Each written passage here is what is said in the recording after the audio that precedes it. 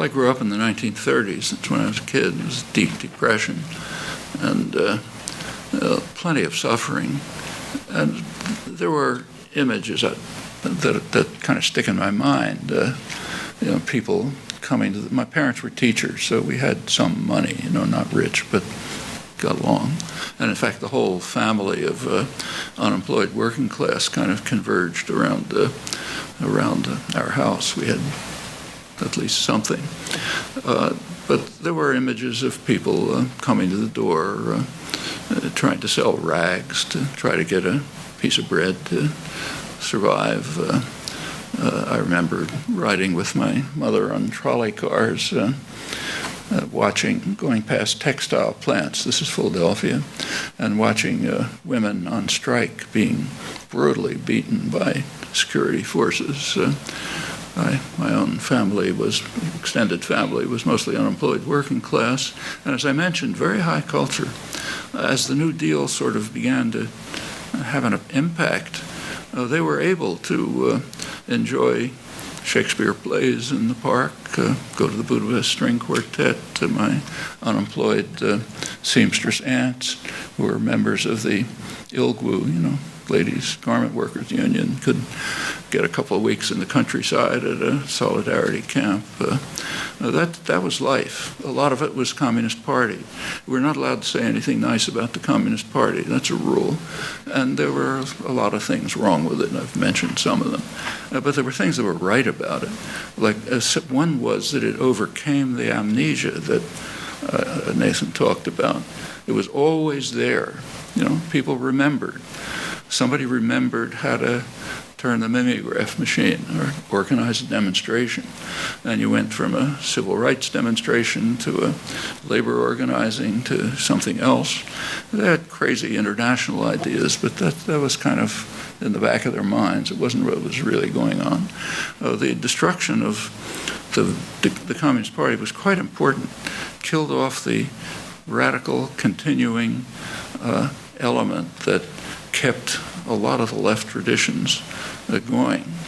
The reasons. It was in the Cold War framework. That was all there. As far as the anarchists were concerned, the place I learned about that was by reading. When I was a kid, I'd go to visit my relatives, and as soon as I got old enough to get on the train, about 11 or 12 years old, I'd take the train to New York and stay with my relatives, but spend most of my time down on, if those of you know New York, Union Square used to be the place where the anarchist offices were, the Freie Arbeiterstimme, others, and lots of pamphlets, lots of interesting people, quite eager to talk to a young kid, so not hard to have discussions. And down below Union Square on 4th Avenue, not today, but then there were rows of small bookstores, a lot of them run by European emigres, many of them Spanish refugees, Spanish anarchist refugees, who were also quite eager to talk and had lots of pamphlets and real original documentary material. Actually, when I wrote about this 20 years later, I used mostly documentary material I had picked up as a young teenager. It wasn't available. A lot of it's available now. It wasn't then. And that was a pretty inspiring picture, I felt. The Spanish Revolution, at least I felt and feel, was a really inspiring moment, which I think is why it elicited such a vicious response from every corner of power. That's quite important to remember. Communists, fascists, liberal democracies, all combined on crushing this. This was something they couldn't tolerate. Then they could have a fight later about who picks up the spoils. Actually, there were anarchist proposals that I felt were not unreasonable. They're disparaged, of course, in the West, but for how to win the Civil War was anarchist thinkers like Camillo Berneri, who was murdered by the communists in May 1937, one of the leading anarchist thinkers. He proposed that he pointed out, I think, as it turned out quite correctly, that they'd never win a conventional war. For one reason, because the commitment to the war on the part of the population had seriously declined after the revolution was crushed. They had lost what they had fought for, and they didn't care very much who was going to pick up the spoils. He pointed out, and of course, the fascists were being directly supported by Hitler and Mussolini, and the West was not opposed to that. Yeah, it's hard, you may forget now, but fascism had a pretty good image in the West in the late 30s. Mussolini was that admirable Italian gentleman, as Roosevelt called him. Hitler was regarded by the State Department as, in the late 30s, as a moderate who was holding off the forces of left and right, so we shouldn't be too critical of him.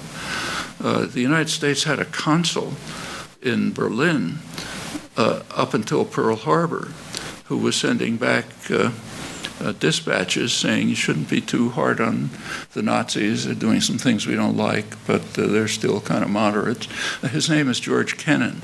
You don't read that in the biographies, but that's not untypical of the period. Roosevelt, for example, there was a Neutrality Act, theoretically. The United States was not supposed to allow support for either side in the Civil War. And Roosevelt was very bitter about any attempt by somebody to say, send a pistol to the Republic. He couldn't stop it by force, but he bitterly condemned it. On the other hand, the State Department couldn't notice what I was reading in the left-wing press at the time, and was later conceded 20 years later, that the United States had authorized the Texaco Oil Company, which was run by an outright Nazi, open Nazi, had authorized them to they had a contract to ship oil to the Republic. They switched it to shipping oil to the fascist forces, which is the one thing that Hitler and Mussolini couldn't provide. They couldn't find that. The left press could find it, but the State Department couldn't. Well, going back to Berneri, what he proposed was that in Spain itself, the popular forces should fight a guerrilla war. That's an old Spanish tradition. In fact, that's where guerrilla wars were initiated under Napoleon. Fight a guerrilla war in Spain itself, and in Morocco, call for support the Moroccan liberation forces that were trying to free themselves from French and British imperial and Spanish imperial control. That was the base of Franco's army. They were Moorish troops coming from northern Africa. So his idea was fight a revolutionary war, support them in their efforts to overthrow imperialist control that he thought would erode the fascist armies, just as in Spain itself the popular forces were fighting, but until they were crushed. Well, that's if you read the scholarship on the matter up till today, that's kind of dismissed as a sort of a romantic joke, as the whole anarchist movement is. But I don't think it was. That's worth. That was my initial exposure to